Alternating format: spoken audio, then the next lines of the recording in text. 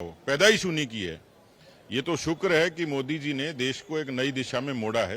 लोग सरकारी नौकरियों पर निर्भर थे, आज मुद्रा के जरिए, स्किल डेवलपमेंट के जरिए, स्टार्टअप्स के जरिए, स्टैंड अप के जरिए आप यदि उसका आकलन करेंगे तो देश के लाखों बेरोजगार अपने हाथ के हुनर से रोजगार पाए हुए हैं, और यहाँ नहीं दुनिया में भी। और इसे स्वाभाविक तौर पर जो इस तरीके की बात करते हैं, आप महंगाई की बात करते हैं, आप कोरोना के कालखंड से लेकर आज तक के दुनिया के प्राइस इंडेक्स की बात करेंगे तो यहाँ खाने की थाली सस्ती है, यहाँ मकान बनाना सस्ता है, यहाँ वाहन खरीदना सस्ता है। और इसलिए ये उनके जुमले हैं, महंगाई, बेरोजगारी, जिसकी आड़ में लोगों को प्रोवोक करना चाहते हैं। लेकिन भारत की जनता इससे आगे भी चाहती है। बहुत लोग पूछते हैं कि राम जरूरी है कि रोटी जरूरी है। राम भी जरूरी है और रोटी भी जरूरी है, और मोदी ने तो रोटी भी दी है। 80 करोड़ लोगों का पेट भरना इतने बड़े लोकतंत्र में आसान काम नहीं था। भारत की सरकार ने 2 लाख करोड़ से भी ज्यादा का उसमें प्रावधान करके 80 करोड़ लोगों को राशन मुहैया कराया।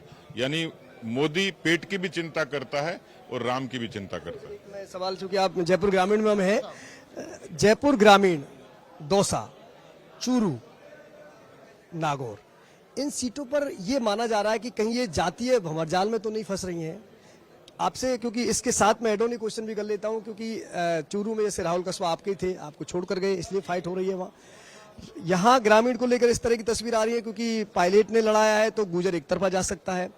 नागौर को लेकर क्योंकि कभी हनुमान बेनीवाल आपके साथ थे, वो दूसरे पाले में चले गए, वहां पर भी कांटे का मुकाबला माना जा रहा है। तो क्या मोदी मैजिक चलेगा, या ये जो जातीय गठबंधन या जातीय जो भंवरजाल विपक्ष तैयार कर रहा है वो चलेगा?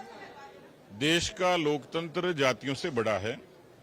मैं मानता हूं कि लोकतंत्र में जाति का वजूद है, उसकी चर्चा होती है, लेकिन जैसा मैंने कहा कि ये चुनाव न तो विधानसभा का है, न नगर पालिका का है, न पंचायती राज का है, जहां जातियों के बारे में बहुत सारी चीजें कही जाती हैं। ये चुनाव देश के एजेंडे का चुनाव है, और इसलिए जातियों के इतर भी बहुत बड़ी संख्या में लोग जाति के बैरियर को तोड़कर मतदान करेंगे।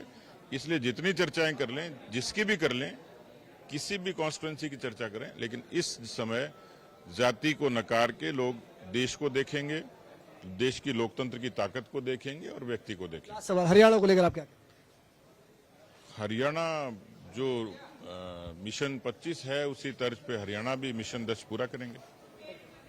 ये थे सतीश पूनिया, जिनका कहना है कि एक बार फिर बीजेपी राजस्थान में हैट्रिक लगाएगी, और चूंकि वो हरियाणा के प्रभारी हैं तो हरियाणा को लेकर भी उनका दावा है कि वहां भी हम 10 सीटों पर विजय हासिल करेंगे। और एक बार उनका कहना है कि ये 2014 और 2019 की तर्ज पर 2024 में भी देश में चुनाव मोदी के नाम पर लड़ा जा रहा है, यानी कि यहाँ भी राष्ट्रीय मुद्दे हावी रहेंगे। खैर, अब ये परिणाम पर ही पता लगेगा कि राष्ट्रीय मुद्दे हावी रहते हैं या स्थानीय मुद्दे असर दिखाते हैं।